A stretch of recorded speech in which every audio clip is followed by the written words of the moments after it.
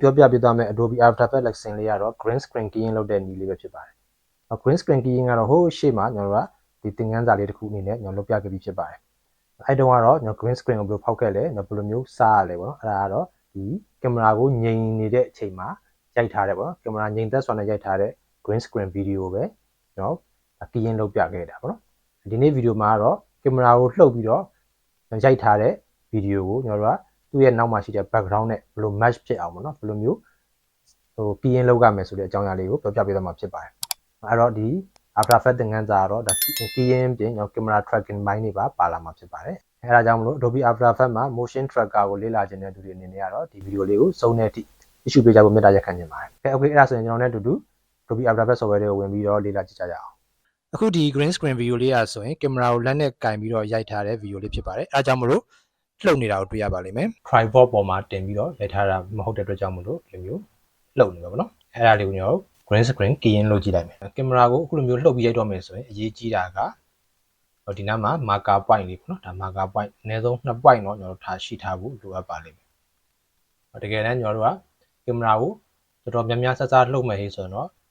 အချို့ဆိုရင်ဒီတစ်ပြင်လုံးမှာ point လေးတွေပေါ့နော်။အပေါင်းလက္ခဏာလေးတွေဆိုရင်တော့ပို့ပြီးတော့ကောင်းတယ်ပေါ့နော်။အပေါင်းလက္ခဏာလေးဆိုရင်ဒါသူရဲ့ခြားသော tracking software တွေတော်တော်များများလည်းပို့ပြီးတော့အဆင်ပြေတယ်ပေါ့နော်။အဲ့တော့ဒီမှာတော့ကျွန်တော်တို့ motion tracking နဲ့ပဲကျွန်တော်လုပ်ပြမှာဖြစ်ပါတယ်။အဲ့တော့အနည်းဆုံး2 point လိုတယ်ပေါ့နော်။ဒီ marker လေးကဘာကြောင့်လောက်ကြတာလဲ။ဘာအတွက်မှတ်ထားတာလဲဆိုတာကိုမကြခင်မှာလုပ်ပြမှာဖြစ်ပါတယ်။လောလောဆယ်တော့ထုံးစံအတိုင်းဒီ green screen လေးကို keying လုပ်လိုက်မယ်ဖောက်လိုက်မယ်ပေါ့နော်။ဒီအစိမ်းတွေကိုစားချလိုက်မယ်။စားဖို့ dress ဆိုရင်ကျွန်တော်အရင်ဆုံးသူ့ကိုကျွန်တော် mask တစ်ခုနဲ့မလိုတဲ့အစိပ်ပိုင်းတွေကိုကျွန်တော်တို့သတ်မှတ်ချက်လုပ်လိုက်မယ်ပေါ့နော်။ movie လေးကို select မှတ်လိုက်မယ်ပြီးရင် pen tool လေးတစ်ခုရွေးလိုက်မယ်ရွေးပြီးသွားရင်mask လေး mask shape လေးတစ်ခုလောက်မှတ်လိုက်မယ်ပေါ့နော်။ဒီ marker လေးတွေကိုပါတစ်ခါတည်းဖြောက်ခဲ့လိုက်မယ်ပေါ့နော်။မို့ဆိုရင်သူ့ကိုထပ်ပြီးတော့ light လှီးနေရမှာဆိုတဲ့အတွက်ကြောင့်မလို့ပေါ့နော်။ Okay ဒါဆိုတော့ကျွန်တော်ဒီနားလေးပဲရှိတော့တာပေါ့နော်။အဲ့ဒါလေးကတော့ကင်မရာလှုပ်နေမှာဖြစ်တဲ့အတွက်ကြောင့်မလို့ဒီကနည်းနည်းလေးတော့ mask ကို keyframe လိုက်ပေးဖို့တော့လိုအပ်ပါလိမ့်မယ်။ကျွန်တော် mask လေးကို keyframe ပေးဖို့အတွက်ကို M လေးနှိပ်လိုက်ပါတော့။ပြီးရင် mask back လေးကို keyframe လေးပေးလိုက်မယ်။ပြီးသွားရင်ကျွန်တော်သူ့ကိုနည်းနည်းနေရာရွှေ့ကြည့်လိုက်ပါပေါ့။နေရာရွှေ့ကြည့်လိုက်မယ်။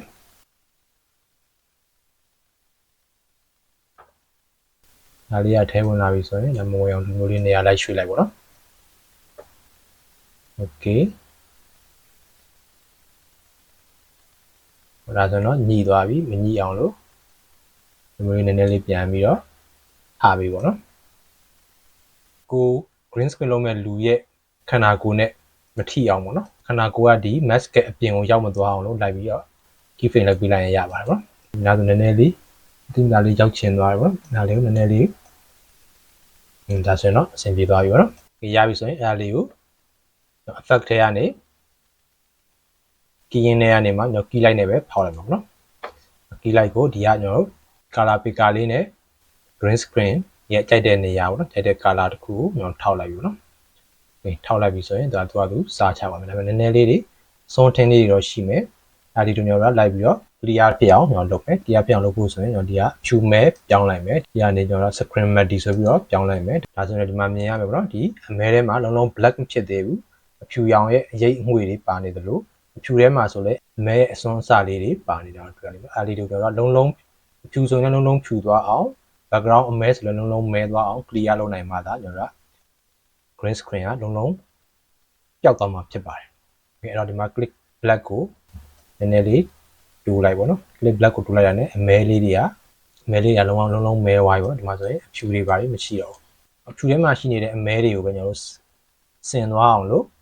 white ကို short ချလိုက်မယ်။ဒါဆိုရင်ကျွန်တော်90ကျော်လောက်80လောက်မှလည်းတော့လုံးလုံးလေးဆင်သွားပါတယ်။ဒီလိုမျိုးကျွန်တော်တို့ဖြူနဲ့အမဲပြတ်သားသွားပြီဆိုရင်တော့ရပြီပေါ့နော်။ဒါသူscreen matte ကို final result ကိုပြန်ပြီးတော့ပြောင်းလိုက်မယ်ဒါဆိုတော့လုံးရှင်းသွားပြီပေါ့နော်အဲ့တော့ဘာလေးလုပ်ဖို့ကြံမလဲဆိုတော့ shrink grow လေးနဲ့ဒီနားမှာကျွန်တော်ကောက်ကြောင်းလေးတွေကစင်မချောတာလေးတွေအဲ့တော့ကြမ်းလေးတွေကျန်နေတတ်တယ်အဲ့လိုနော် shrink grow လေးနဲ့စားပေးလိုက်မယ်နော် shrink grow minus back ကိုသွားလိုက်မယ်ဆိုရင်ဒီလိုလေးဒီ line လေးကခုနလိုမျိုးကြမ်းအစလေးမရှိတော့ဘဲနဲ့ smooth ဖြစ်သွားတယ်ပေါ့နော်ပို့ပြီးတော့သူ့ကို smooth ဖြစ်သွားအောင် screen softness ဆိုတာလေးကိုပါလိုက်ပြီးတော့ ပြင်ပြလိုက်ပါတော့ဒါဆို soft နဲ့ဖြစ်သွားပြီဆိုတော့ပို့ပြီးတော့ဒီအနားလေးတွေက background နဲ့ပို့ပြီးတော့ရောနှောသွားစေနိုင်တယ်ပေါ့အသေးစိတ် keying လုပ်တဲ့ဟာတွေကတော့ရှိပါသေးတယ်နောက်ပိုင်း advanced keying တွေကြတော့ထပ်ပြီးတော့ရှင်းပြပါအောင်မယ်เนาะဒီ live web တို့ပါတော့နောက်က background နဲ့ match ဖြစ်အောင်လုပ်တဲ့နည်းလေးပေါ့နော်အဲ့တော့လောလောဆယ်တော့ဒါ green screen ကတော့လုံးလုံးစားချပလိုက်ပြီပျောက်သွားပြီပေါ့နော်ဒါဆိုရင်ရပြီ okay အဲ့မှာဆိုကျွန်တော်တို့ background ထည့်မှာပေါ့နော်ဒီနောက်မှာကိုကြိုက်တဲ့ background ထည့်ပေါ့နော်ဒီမှာတော့ကျွန်တော်လောလောဆယ်အဆင်ပြေတဲ့ background တစ်ခုပဲထည့်ပြလိုက်ပါ indoor background တစ်ခုပဲကျွန်တော်ထည့်လိုက်ပြီပေါ့နော် okay ထည့်ပြီးတော့သူ့ကိုလည်း perspective လေးကြည့်ကောင်းသွားအောင် adjust လုပ်လိုက်ပေါ့နော်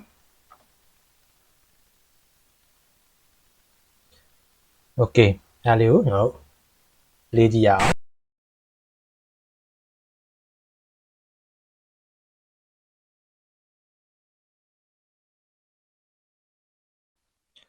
်အခုဒီ view လေးကိုကြည့်လိုက်တဲ့အခါကျရင်လူကပဲလှုပ်နေပြီးတော့နောက်က background က light မလှုပ်ဘူးဖြစ်နေတယ်ပေါ့နော်ဒီရင်ဒီတိုင်းလူက floating ဖြစ်နေတယ်နောက်က background က light ပြီးလူနဲ့ light ပါပြီးတော့မလှုပ်တဲ့အတွက်ကြောင့်မလို့ကြည့်ရတာအဆင်မပြေဘူးဖြစ်နေတယ်ပေါ့နော်ဒါလူကဒီပါဆိုရင်လှေပေါ်မှာမတ်တက်ရက်နေသလို floating ဖြစ်နေတဲ့ပုံစံကြီးဆိုတော့ကြည့်မကောင်းဘူးပေါ့နော်ကင်မရာကသူကတကယ်တမ်းကျတော့ဒီ chroma ကိုဒီ green screen လိုက်ထားတဲ့မူရင်းကင်မရာကလက်နဲ့လှုပ်ပြီးတော့လက်နဲ့ကင်ပြီးတော့လှုပ်ပြီးရိုက်ထားတဲ့အတွက်ကြောင့်မလို့ background ကပါကျွန်တော်တို့ထည့်မဲ့ background ကပါအဲခုနကင်မရာတိုင်း light လှုပ်နေမှာဒါကျွန်တော်တို့လှုပ်ရှားမှု motion တစ်ခုကပေါ့နော်match ဖြစ်မှာဖြစ်ပါတယ်သဟဇာတဖြစ်မှာဖြစ်ပါတယ်မဟုတ်ရင်အခုသဟဇာတမဖြစ်ဘူးဆိုရင်တကယ်တမ်းဆိုရင်လူကလှုပ်မယ်ဆိုရင်သူ့ရဲ့ background ကလည်းလူနဲ့အတူ light လှုပ်ဖို့လိုအပ်တယ်ပေါ့နော်ဟိုဒီတိုင်းဆိုရင်သူကလူကတက်တက် background ကတက်တက်ကြီးဖြစ်နေတဲ့အတွက်ကြောင့်မလို့ကြည့်ရတာအဆင်မပြေခြင်းဖြစ်နေတာပေါ့နော်ခုနကျွန်တော်လုပ်ခဲ့တဲ့ marker ကဒီနေရာမှာဘာကိုသုံးတယ်လဲဆိုတာကိုရှင်းပြမှာဖြစ်ပါတယ်အဲ့တော့အဲ့လိုမျိုးလုပ်ဖို့အတွက်ဆိုရင်ခုနကျွန်တော်ဒီ green screen video မှာဒီနောက်မှာကတ်ထားတဲ့ marker လေးနှစ်ခုပါပေါ့နော်အဲ့ဒါလေးကဒီနောက်က background က marker လေးလှုပ်တဲ့အတိုင်း background ကပါ light လှုပ်ရအောင်ကျွန်တော်တို့က tracking လုပ်ပေးရမှာဖြစ်ပါတယ်အဲ့လိုလုပ်တာကိုကျွန်တော် tracking လုပ်တယ်လို့ခေါ်တယ်ပေါ့နော်အဲ့တော့ဒီမှာဆိုရင်တော့ဒီမှာဆိုရင် motion tracking ဆိုပြီးတော့ရှိတယ်ပေါ့နော်ဒါလေးကကျွန်တော်ဒီမှာ tracker ဆိုပြီးတော့ရှိလိမ့်မယ်နော် tracker လေးကိုကျွန်တော်ဖွင့်လိုက်မယ် tracker လေးဖွင့်လိုက်မယ်ဆိုရင် track camera web stabilizer track motion stabilize motion ဆိုပြီးတော့ရှိတယ်ပေါ့နော်အခုလောလောဆယ်ကျွန်တော်ပြမှာတော့ track motion နဲ့ပြပြီးတော့မှာဖြစ်ပါတယ်နောက်ပိုင်း next နဲ့ကြာရင်လည်းနောက် track camera တို့ web stabilizer နဲ့ပတ်သက်တဲ့ဟာလေးတွေလည်းပြောပြပေးသွားပါအောင်မယ်လောလောဆယ်တော့ဒီ chroma compositing အတွက်ကတော့ကျွန်တော် track motion ကိုအသုံးပြုပါမယ်track motion လေးကိုကျွန်တော်တို့နှိပ်လိုက်မယ်ပေါ့နော်နှိပ်လိုက်မယ်ဆိုတော့မူရင်း video တွေကိုရောက်သွားပါလိမ့်မယ်ခုနကကျွန်တော် green screen key light တို့ဘာလို့ effect လေးတွေကဒီထဲမှာတော့အကျုံးဝင်မှာမဟုတ်ဘူးပေါ့နော်ဒါလောလောဆယ်သူက video မူရင်း video တိုင်းပဲကျွန်တော်ပြန်မြင်ရလိမ့်မယ်နော်ဒီမှာကျွန်တော် track point ဆိုတာလေးပြလိုက်ပါနော်အခုကျွန်တော်တို့ကဒီ video မှာဆိုရင်တော့ဗာလဲဆို position ပဲလောက်ထားတာဖြစ်တယ်ပေါ့နော် position ပဲလောက်ထားတာဖြစ်တဲ့ကြောင့်မို့ကျွန်တော် track point ဒီ point ဆိုရင်ရပြီပေါ့နော်ဒီ2 point မလို့ပါဘူးအဲဒီဒီ point 2 point တွေကမှာကြိုက်တဲ့ point ကိုကျွန်တော်နေရာချပေးလို့ရတာပေါ့နော်လောလောဆယ်ဒီဘက်နာ point လေးပဲကျွန်တော်နေရာချလိုက်မယ်ဆိုကြပါစို့နော်အဲ့တော့ဒီသဘောတရားဗာလဲဆိုတော့ဒီအတွင်းကကျွန်တော်တို့ကဒီ region လေးပေါ့နော်ဒီ region လေးကကြတော့တကယ်ကျွန်တော်တို့ဒါ marker ဖြစ်နေတယ်အဓိက marker ဖြစ်ခြင်းမဖြစ်ခြင်းဆိုတာဘာလဲဆိုတော့ကျွန်တော်သူ့ရဲ့ background မှာတီးတန့်ခွဲထွက်နေတဲ့ color လေးတစ်ခုပေါ့နော်တတ်မှတ်ကလေးဖြစ်နေတဲ့ color လေးတစ်ခုဒါအဖြူမှမဟုတ်ဘူးဒီနေရာမှာအမဲဆိုလဲရတယ်ပေါ့နော်နောက်တခြားအကြောင်းဆိုလဲရတယ်ပေါ့နော်ဒီအစိမ်းပုံမှမဟုတ်ပါဘူးတခြားနေရာမှာဆိုရင်လည်း color တီးတန့်ခွဲထွက်နေတဲ့ပုံစံမျိုးလေးဖြစ်နေတယ်ဆိုရင်ဒါ marker သဘောမျိုးဖြစ်သွားတာပါပေါ့နော်အဲ့တော့ဒီမှာတော့ကျွန်တော်အဖြူလေးလောက်ထားတယ်ပေါ့နော်အဖြူလေးလောက်ထားတဲ့အတွက်ကြောင့်မလို့ဒီအစိမ်းနဲ့အစိမ်းပုံမှာကြတော့ဒီအဖြူလေးကမြင်နေရတယ်ပေါ့နော်မြင်နေတဲ့တီးတတ်တာပေါ်နေတဲ့အတွက်ကြောင့်မို့ကျွန်တော်တို့ marker အနေနဲ့သူ့ကိုသတ်မှတ်ချက်ပေးလို့ရတာဖြစ်ပါတယ်ဒီအတွင်း region လေးကတော့ဒီ point marker လေးကိုကျွန်တော်သတ်မှတ်လိုက်မယ်အပြင်ကကြတော့ဘာကိုကုစားပြုလဲဆိုတော့အပြင်ကသူက video play တဲ့အခါကျရင်သူရဲ့လှုပ်ရှားမှုတွေ motion တွေရှိမှာပေါ့နော်အဲ motion တွေကိုဒီ frame ပြီးရင်နောက်လာမဲ့ frame မှာပေါ့နော်နောက် frame မှာဘာတွေကြိုရှိမလဲဆိုတာကိုကြိုတင်ပြီးတော့ region သတ်မှတ်ထားတာဖြစ်ပါတယ်အဲ region ထဲမှာကိုယ့်ရဲ့ video ကလှုပ်ရှားမှုပြင်းထန်ထန်ရှိတယ်ဆိုရင်ဒီ region ပို့ပြီးတော့ကြီးချဲ့ထားမယ်ပေါ့နော်အဲဆိုရင်တော့ဒီထဲမှာရှိတဲ့အသေးစိတ်ကစသူလိုက်ပြီးတော့ frame ချင်းစီလိုက်မှတ်နိုင်မယ်ပေါ့နော်ဒီမှာဆိုရင်တော့သူကရိုင်းလှုပ်ရှားတာမဟုတ်ဘူးဆိုရင်တော့တင်တော့ပဲထားရတာပေါ့ပြဿနာမရှိဘူးပေါ့နော် okay ပြီးတော့ရင်ကျွန်တော်အရေးကြီးတာဘာလုပ်ထားရမလဲဆိုတော့ new object ကိုခေါ်ထားမယ်ပေါ့နော် new object ကိုဘယ်လိုခေါ်ရမလဲဆိုတော့ right click ကနေမှ new ထဲမှာဟိုက new object ဆိုတာလေးရှိရပါတော့အဲ new object လေးနဲ့ကျွန်တော်ကဂျားခံပြီးတော့လုပ်လို့ပါမှာဖြစ်ပါတယ်အဓိကဘာလဲဆိုတော့ဒီမှာကျွန်တော်တို့က tracking လုပ်လိုက်တဲ့ data တွေကိုပေါ့နော် data တွေကိုဒီ new ဆိုတဲ့အခုခေါ်လိုက်တဲ့ new လေးနဲ့ပေါ့နော်သွားပြီးတော့ချိန်ပေးရမယ်ပေါ့နော်ချိန်လိုက်တဲ့ခါကျတော့မှအဲခုန data တွေက new ကိုရောက်သွားမယ် new ကသိသွားမယ်ပေါ့နော် new ကမှတစ်ဆင့်ကိုလှုပ်ရှားစေခြင်းတဲ့ background ကိုနောက်တစ်ဆင့်ထပ်ပြီးတော့ချိန်ပေးရမယ်သဘောမျိုးပေါ့နော်အဲသဘောနီးလန်းနဲ့ကျွန်တော်က သုံးပြီးတော့မှဖြစ်ပါတယ်အဲ့တော့လောလောဆယ်ဒီ new လေးကိုကျွန်တော်ခေါ်ထားလိုက်ပေါ့နော်ခေါ်ပြီးသွားတာနဲ့ကျွန်တော်ဒီမှာဒီလက်ရှိ video မှာရှိတဲ့ဒီ tracker လေးကလည်းနေရာကျသွားပြီဆိုရင်ကျွန်တော်ဘာလုပ်ရမလဲဆိုတော့ဒီနားမှာ play ဆိုတဲ့ button လေး play button ပုံစံမျိုးလေးရှိတယ်ပေါ့နော်ဒါ pointer လေးတင်လိုက်တဲ့အခါကျရင် analyze forward ဆိုတာလေးပြလိုက်ပေါ့နော်အဲ့ဒါလေးမျိုးကနှိပ်ပြရမယ်အဓိကမနှိပ်ခင်မှာရေးကြည့်တာဟိုကဒီ timeline indicator ကဒီ video ရဲ့ထိပ်စမှာရှိနေဖို့လိုပါတယ်ပေါ့နော်ဒီမို့ဆိုရင်ကျွန်တော်ဒီနားလောက်ကနေစလုံးမယ်ဆိုဒီနားနေစပြီးသူကset run သွားလိမ့်မယ်နော်အဲ့တော့ကျွန်တော်ဟိုကအစကနေစပြီးတော့မှ run မဖြစ်တဲ့ကြောင့်မလို့ဒီအစလေးကိုသွားပြီးတော့မှနေရာကျပြီဆိုတော့မှဒီ button လေးကို analyze လုပ်လိုက်မှာဖြစ်ပါတယ်နှိပ်လိုက်ပြီးဆိုရင်သူကသူ auto လိုက်ပြီးတော့လိုက်မှတ်နေပေါ့နော်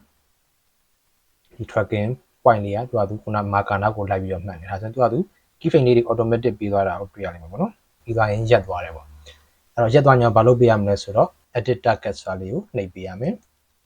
edit target ကိုနှိပ်လိုက်ရင်သူကတော့သူ automatic ပဲသူကသူပုံမှန်ရှိတဲ့ new ကိုတန်းပြီးတော့ပြပေးတယ်တကယ်လို့မပြဘူးတခြားဟာတွေပြနေမယ်ဆိုရင်လည်းကိုကဒီဟာလေးကိုဖွင့်ပြီးတော့မှအဲ့ new ဆိုတဲ့ layer လေးကိုရွေးပေးရမယ်ပေါ့နော်သူကသူရွေးထားပြီးသားအတိုင်းပဲမှန်တဲ့ဖြစ်တဲ့ကြောင့်မလို့ okay ဆိုပြီးတော့နှိပ်လိုက်ပါမယ်နှိပ်ပြီးရင်ပြီးပြီလားဆိုတော့မပြီးသေးပါဘူးဘာလုပ်ပေးရမလဲဆိုတော့ apply ဆိုတာလေးတေချာအောင်ခုနကကျွန်တော်တတ်မှတ်ချက်ပဲပေးတာဖြစ်ပါသေးတယ်ဒီ target က new ဆိုတဲ့ layer လေးဖြစ်ကြောင်းသတ်မှတ်ချက်ပေးရမှာဖြစ်ပါသေးတယ်သူ apply လုပ်ဖို့လိုပါသေးတယ် apply ဆိုပြီးတော့မှ button လေးရှိတယ်အဲ့ button လေးကိုနှိပ်လိုက်မယ်နှိပ်ပြီးတော့မှသူက x and y ဆိုတဲ့အတိုင်းပဲ okay ဆိုပြီးတော့နှိပ်လိုက်မယ်ဟောအဲ့ခါကျတော့ဘာဖြစ်မလဲဆိုတော့ဒီ new ဆိုတဲ့အထက်ထဲမှာကျွန်တော်ကခုနတန်ဖိုးလေးတွေ position ရဲ့တန်ဖိုး keyframe လေးတွေကဝင်သွားပြီဖြစ်ပါတယ်ပေါ့နော်ဒီမှာကြည့်မယ်ဆိုရင်ဒီ new ဆိုတဲ့ဒီဟာလေးကဒီ4000တန်ပေါ့နီအောင် student ပုံစံအနီအောင်ပုံစံလေးကဒီမှာ keyframe လေးတွေ motion ပတ်လမ်းကြောင်းတိုင်းသွားသူ position keyframe လေးတွေတိုင်း different ကြီးတွေသွားလိုက်ရွေးရှားနေမှာဖြစ်ပါတယ်။ဟောတခြားကြည့်မယ်ဆိုရင်ဒီ new object လေးကနော်လူရဲ့လှုပ်ရှားမှုတိုင်းလိုက်ပြီးတော့လှုပ်ရှားနေတာကိုတွေ့ရပါလိမ့်မယ်ပေါ့နော်။လူ video ရဲ့လှုပ်ရှားမှုတိုင်းလိုက်ပြီးလှုပ်ရှားနေတာတွေ့ရပါလိမ့်မယ်။ Okay အဲ့လိုမျိုးရပြီဆိုတော့မှကျွန်တော်ဘာလုပ်ပေးရမလဲဆိုတော့ခုနကကျွန်တော်ဒီနောက်ခံ background ပေါ့နော်ဒီနောက်ခံ background layer ဖြစ်တဲ့ဒီ layer လေးကိုနော်ဒါလေးကို select မှတ်လိုက်မယ် select မှတ်လိုက်ပြီးတော့မှဘာလုပ်ပေးရမလဲဆိုတော့ link button လေးပေါ့နော် parent child လို့တဲ့ link button လေးနဲ့ခုန new ဆိုတဲ့အပေါ်ကိုတွားပြီးတော့မှထိပြီးတော့မှချိတ်ပေးရမယ်ပေါ့နော်အဲ့လိုမျိုးချိတ်လို့လည်းရတယ်ဒါမှမဟုတ်ဒီကနေမှတစ်ဆင့်ကွာဘူး new အဲ့ new layer လေးကိုရေးပေးလိုက်လည်းရတယ်တူတူပါပဲဒါဆိုတော့သူကချိတ်မိသွားပြီပေါ့နော်အခုချိန်မှာကျွန်တော်တို့ play ကြည့်လိုက်မယ်ဆိုရင် background ကခုနလိုမျိုးငြိမ်ပြီးတော့မကြံခဲ့တော့ပဲတဲ့ပေါ့နော်ဒီလူရဲ့လှုပ်ရှားမှုအတိုင်းကိုပဲလူမှာရိုက်ထားတဲ့ video ရဲ့လှုပ်ရှားမှုကင်မရာလှုပ်ရှားမှုအတိုင်းကိုပဲလိုက်ပါပြီးတော့လှုပ်ရှားလာတာကိုတွေ့ရပါလိမ့်မယ်ဒါဆိုရင်ကျွန်တော်တို့ green screen တွေကိုကင်မရာကိုကျွန်တော်လှုပ်ပြီးရိုက်လာခဲ့လို့ရှိရင်ကျွန်တော်ဒီ After Effects မှာဘယ်လိုမျိုး motion tracking နဲ့ background နဲ့ match ဖြစ်အောင်လုပ်ရမလဲဆိုတဲ့နည်းလမ်းလေးပေါ့နော်အဲ့လေးကိုသဘောပေါက်လောက်ပြီးတော့ယူဆပါတယ်ဒါဆိုတော့ကျွန်တော်တို့မျိုး match ဖြစ်သွားပြီဖြစ်ပါတယ်ဘာပဲကျွန်တော်လဲဆိုတော့ color match ဖြစ်အောင်လုပ်ဖို့ပဲကျွန်တော်တို့ color match ဖြစ်ဖို့ကတော့ကိုဒီ color correction နဲ့မှာကျွန်တော် curve to level တို့နဲ့လိုက်ပြီးတော့ချိန်ရမှာပေါ့နော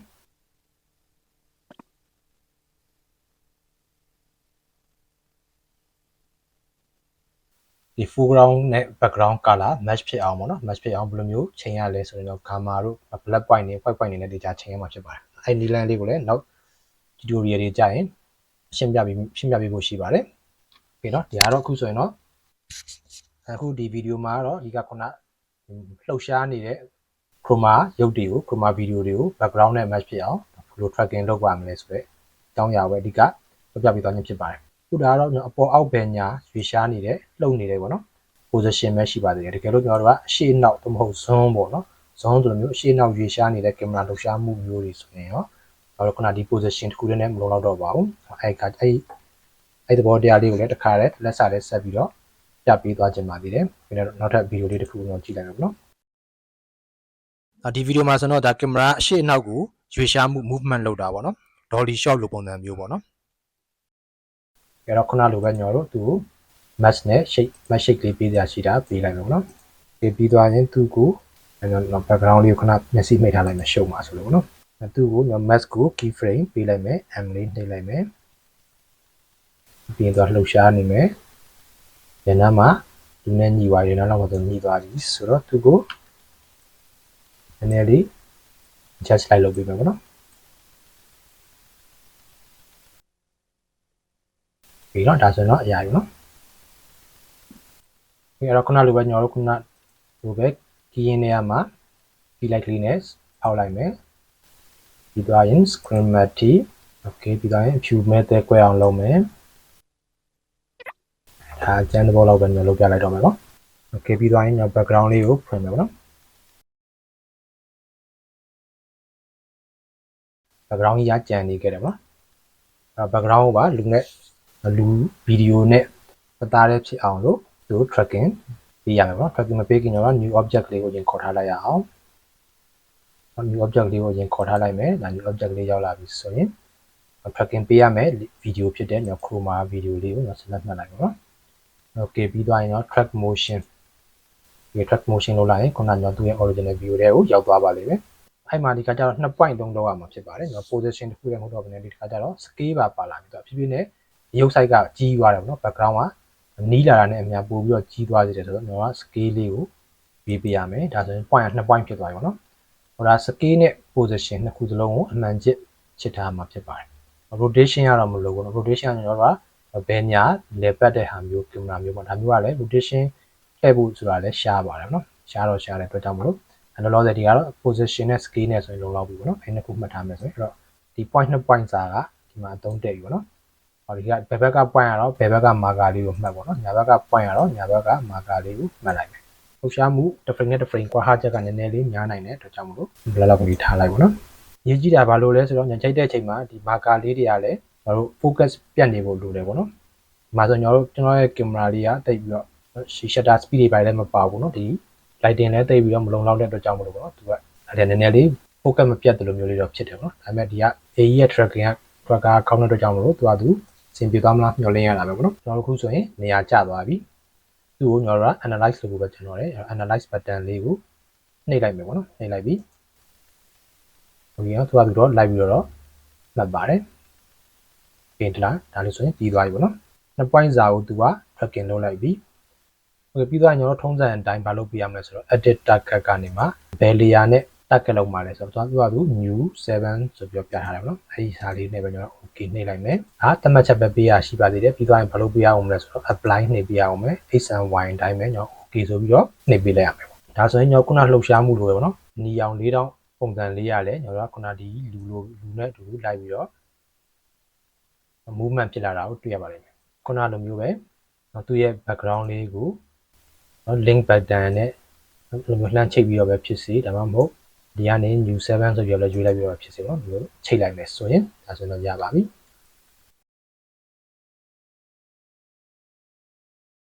ပြီးသွားရင်တော့ဒါ color ကတော့လောဆယ်ရှေ့နဲ့နောက်ကတော့ match ဖြစ်တယ်ပေါ့ match ဖြစ်အောင်လို့တော့ကိုယ့်အကိုဒီ level တို့ဘာလို့နဲ့လိုက်ပြီးတော့ပြုပြင်ရမှာပေါ့